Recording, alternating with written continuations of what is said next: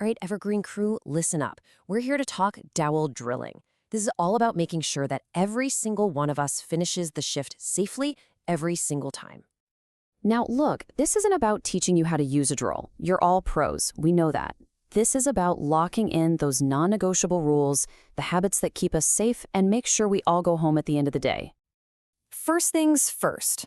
A safe job doesn't start when you pull the trigger. No way. It starts way before that, with a plan. And in that plan, every single person has a role. It is absolutely a team effort. And here's how that team effort breaks down. Your foreman. It's their job to get you trained, to point out the hazards, and to make sure you have the right gear. But here's the other side of that coin. It's your job to confirm you've got that training, to use your own eyes to spot hazards, to inspect your gear every time, and to report any problem immediately. It's a two-way street, you know? Safety only works if we're all doing our part. So, keeping that in mind, let's talk about your personal pre-work checklist. This is what you need to run through in your head every single time before that drill powers on. Think of it like a quick 3-step launch sequence. Step 1, scan the area. You need to know what's in that concrete. Find the utilities, mark them up. Hitting a live line is it's not an option. Step 2, inspect your tools. Give that Hilti, the dry vac, and all the cords a good once-over. See any cracks, frayed wires? That tool is out of service, period. And 3, check your PPE. Is your respirator good to go? Eye and hearing protection clean and ready? Don't skip this. And speaking of PPE, this right here, this is your uniform for this job. And let me tell you, the single most important piece of gear on this list is your respirator. Silica dust is no joke. It's a killer you can't even see.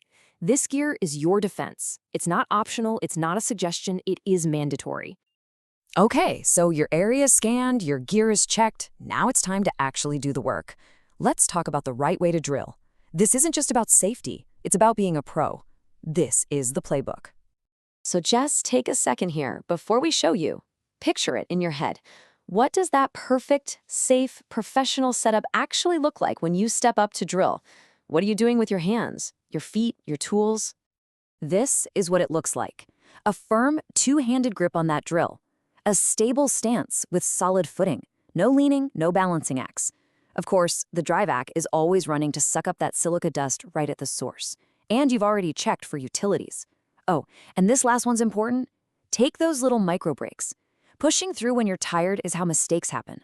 A quick stretch can save you from a world of hurt. This is what a professional looks like on the job. Now, for everything you should do, there are some things you just don't. And these aren't tips, these are hard stops. These are the red lines that you never, ever cross. No exceptions. Let's be crystal clear on this. If you can't get solid footing, you stop. You find another way. Losing control of a tool this powerful, even for a split second, can end your career, or worse. That bit, that dowel, anything in that chuck can become a projectile if it binds up. Your hands stay on the grips. That's it. You never, ever touch a moving part.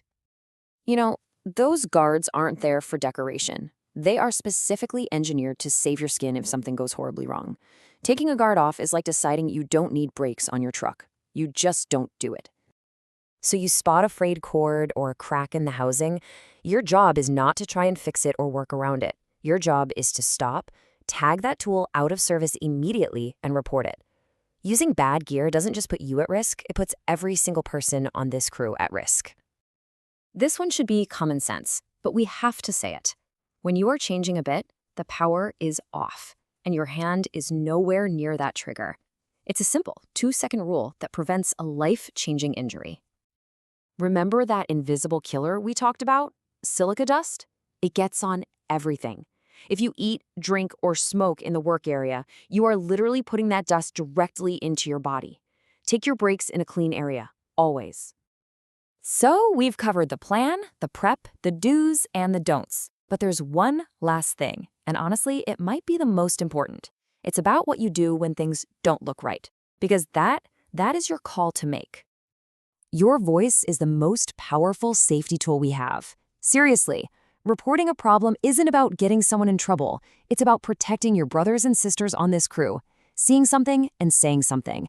That's the mark of a true professional. So I'm going to leave you with this. The next time you walk up to a drill, before you even think about putting your hands on it, what's the very first thing you're going to check? Get that answer locked in your head. Let's make that our routine. All right, let's have a safe shift.